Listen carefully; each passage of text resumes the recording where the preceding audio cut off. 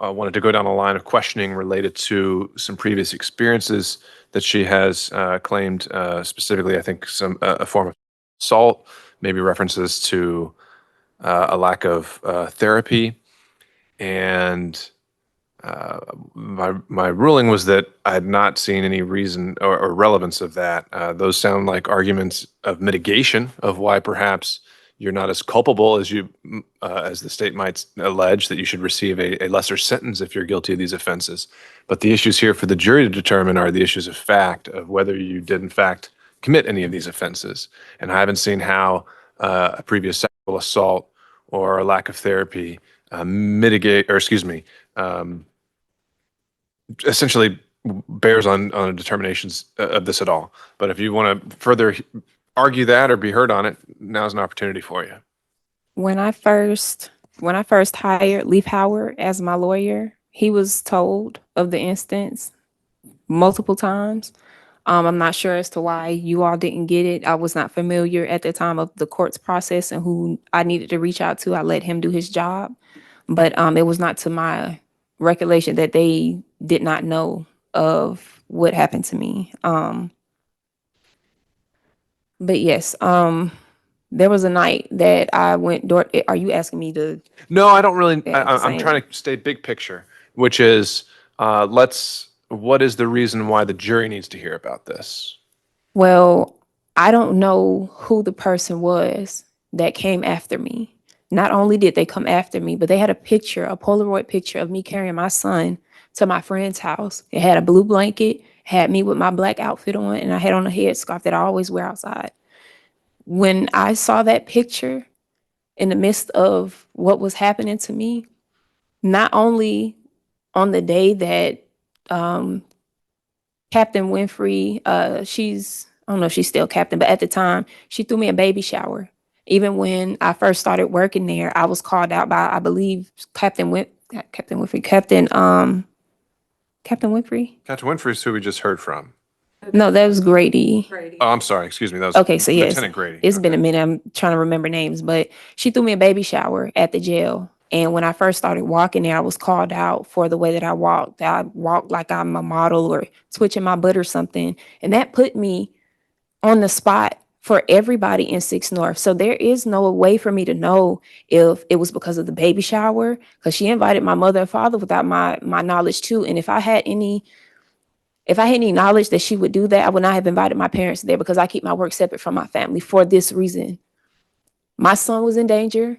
I was in danger. And there was a instance that happened in the car. But I'll be honest with you. I'm still not sure what she's talking about. Buckle up. Guys, today we're diving into a courtroom meltdown that blends sovereign citizen delusions with jailhouse scandal. Meet Ms. Young, a former corrections officer who got fired for allegedly smuggling drugs into jail. But instead of hiring a lawyer, she's representing herself. And it shows. From drug charges to sovereign jargon, this case is packed with chaos, conspiracies, and courtroom cringe. Let's get into the madness. This one's going off the rails fast.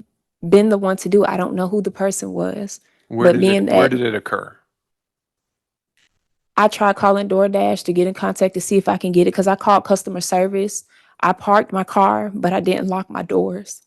I was having issues with the internet. Let me rephrase. Did this incident happen inside the jail or outside of the jail? Outside the jail, okay. But I was working with Fulton County at the time. All right. So the objection came, you were asking Lieutenant Grady whether he had some awareness of a baby shower and that sort of thing. Do you have any reason to believe that he did? Because if he's aware of the baby shower... No, that's not my question, not if he is. Do you have any reason to believe that he was aware of the baby shower or your sexual assault? I would think he does know about the baby shower, because they're all connected. They're always talking, having meetings and whatnot. And it was a surprise to me. So it's like, how else would you get my personal information if you maybe talk to my supervisor, maybe talk to my captain?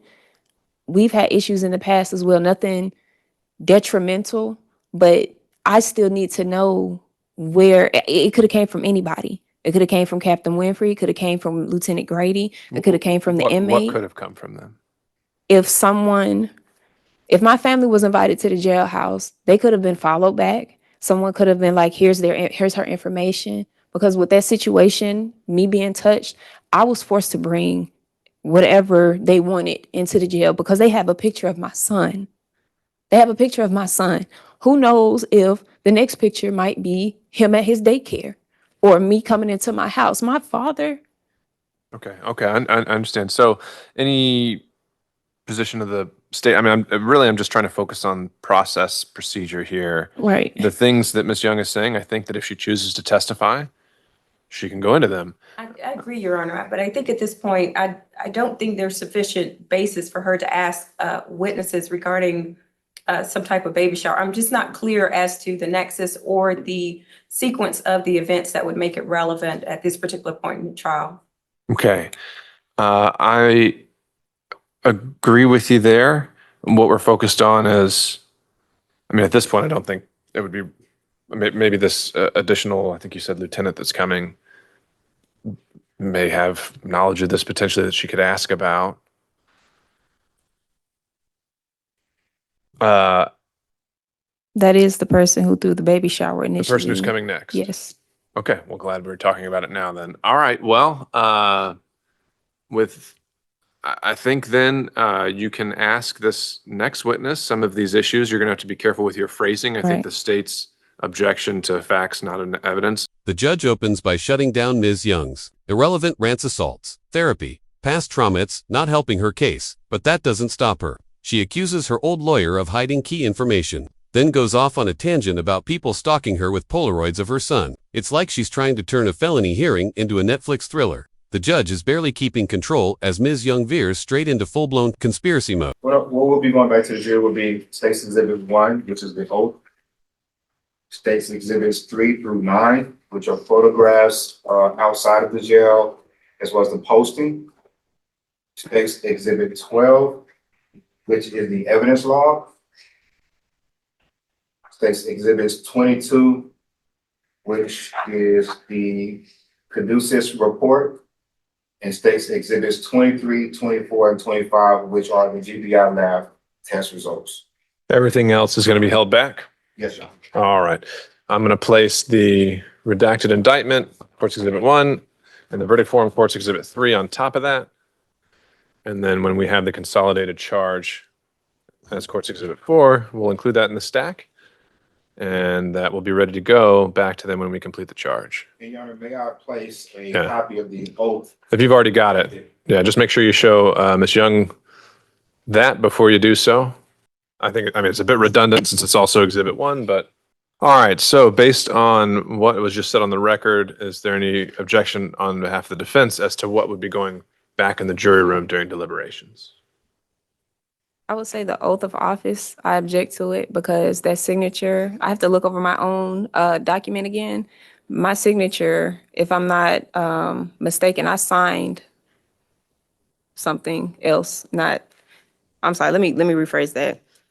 That typed signature, I'm going to have to look at my document and make sure it matches because I'm not sure, I'm not too quite sure if that matches what I actually said. Ms. Young tells the court that someone threw her a baby shower at work without permission and somehow that connects to coworkers talking about her body, stalking her, and forcing her to smuggle contraband. She even brings up modeling walks as part of some bizarre setup. Every sentence digs her deeper into a web of personal drama, suspicion, and delusion. It's less defense strategy, more dramatic monologue gone rogue. It should be considered by the jury. That ship sailed when it was admitted, and there was no objection. So those being the only grounds, then your objection is overruled, and Exhibit 1 would be going back. Any other objections? No objections. All right. So we're holding in place until we have the consolidated version. That's going to take maybe a few more minutes. Are the parties requesting some additional time to prepare for closings? Your Honor, state's ready. I just need a brief bathroom break. Of course. Do you need a PowerPoint or anything else like that? I do, Your Honor. So what I would do is I would just take my laptop, if I can, with me to the podium, and I'll just conduct it that way. You're doing the closing? Yes, Your Honor. Okay. And you're opening and closing? Yes, I'm going to do the close. So defense can go first, and I'll do everything at one time. All right. So the state's planning to reserve their first closing. And so what that means, Ms. Young, is you'd be up first when we come in and begin closing arguments. Okay. And so we'll just take 15, prepare what you need to practice your PowerPoint, and just let the jury know about 15 minutes we'll be ready to go. Things just went from strange to cinematic. Ms. Young claims she was blackmailed using Polaroids of her child, supposedly taken while she was in a store. She says this forced her to act against her will, but the court isn't buying it. The prosecutor looks baffled. The judge keeps asking her to stay relevant, but her version of relevance sounds like a thriller plot nobody asked for. At this point, the jury might need a conspiracy decoder